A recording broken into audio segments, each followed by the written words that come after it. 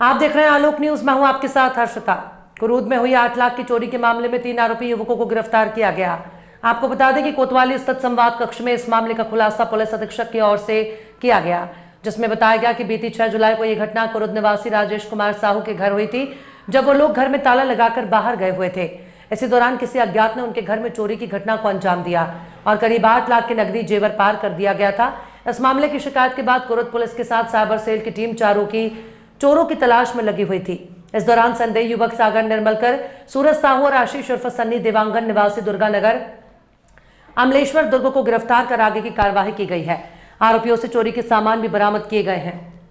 दिनांक 6/7/24 को कुरूद थाना क्षेत्र में एक घर में हमें सूचना मिली कि बड़ी चोरी हुई है। इसमें रकम करीब जो प्रार्थी द्वारा बताई गई वो 8 लाख के करीब थी। उसके बाद में हमारी टीम द्वारा लगातार पता तलाश की जा रही थी और करीब 17-18 दिन लगातार मेहनत करने के बाद में, सैकड़ों CCTV देखने के बाद में, इसमें हमारी टीम महाराष्ट्र भी गई, यूपी भी गई, नोएडा भी गई, हरियाणा भी गई, दिल्ली भी गई। जब इन सब जगह से जब पतासाजी हुई तो पूरा खुलासा हुआ और इसमें अभी वर्तमान में हमारे पास 3 आरोपी गिरफ्तार हैं और करीब हमें जो रकम है, जितनी भी चोरी हुई थी, जितनी भी सामग्री हमें पूरी मिल चुकी है, प्राप्त हो गई है। इसको हमें जब्ती में लिया हुआ है। ये जो आरोपी हैं ये आदतन चोरी करने वाले हैं और इससे पहले भी ये रायपुर में भी चोरी कर चुके हैं। रायपुर में एक लूट की घटना में ये लोग नामजद हैं और इसी के साथ साथ इन लोगों ने उसके ठीक बाद में, इस घटना को करने के बाद में, इन्होंने पिरजर चौकी में भी एक अपराध दर्ज हुआ था, इसमें उन्होंने चोरी का प्रयास किया था। तो ये तीनों ही लगातार चोरी कर रहे थे और इसको हमारी टीम ने काफ़ी मेहनत मशक्कत के बाद में पकड़ा है।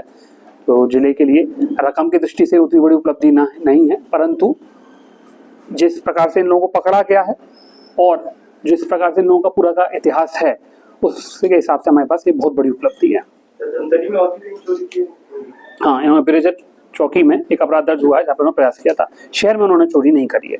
ये लोग जो अधिकतर सक्रिय रहे हैं रायपुर जिले में, गरियाबंद में और जिसका जो बॉर्डर वाला क्षेत्र है उसी में अधिकतर सक्रिय रहे हैं। तक कैसे पहुंची पुलिस?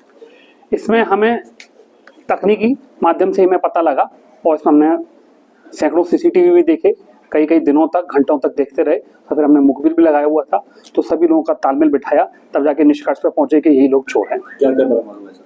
इसमें जितनी भी ज्वेलरी थी लगभग सभी ज्वेलरी मिल गई है और कुछ ज्वेलरी को उन्होंने गला दिया था, जिसकी हमने रिकवरी कर ली है। कितने की ज्वेलरी है सर?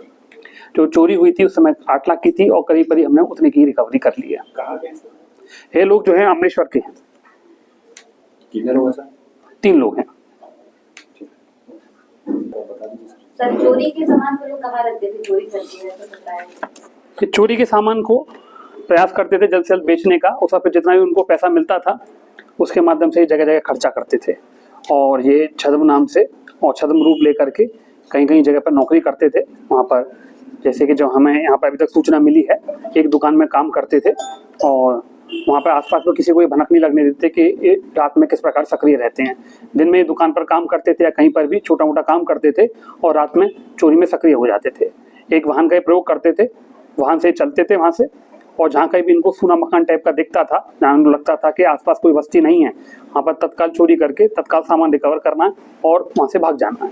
सर, इनका इरादा क्या था सोने गलाने का? सोने गलाने का, क्योंकि सोना जो गला हुआ रहता है वो आराम से बिक जाता है, उसकी पहचान होना थोड़ा सा मुश्किल हो जाती है। तो बिक्री जब भी होता है तो सोना को तत्काल गला दिया जाता है, जिससे कि जो ज्वेलरी है क्योंकि इसकी पहचान ना हो पाए। नहीं, अभी हमने खरीदने लोग गिरफ्तार नहीं किया, इन्हीं के माध्यम से मैं सामान की सबकी रिकवरी हो गई। सर कि लोग किसी गर्लफ्रेंड हो उनको देना चाहेंगे? अभी तक तो हमें इस प्रकार से कोई जानकारी नहीं मिली है। सर, ये चोरी करने नहीं, तीनों बालिग हैं।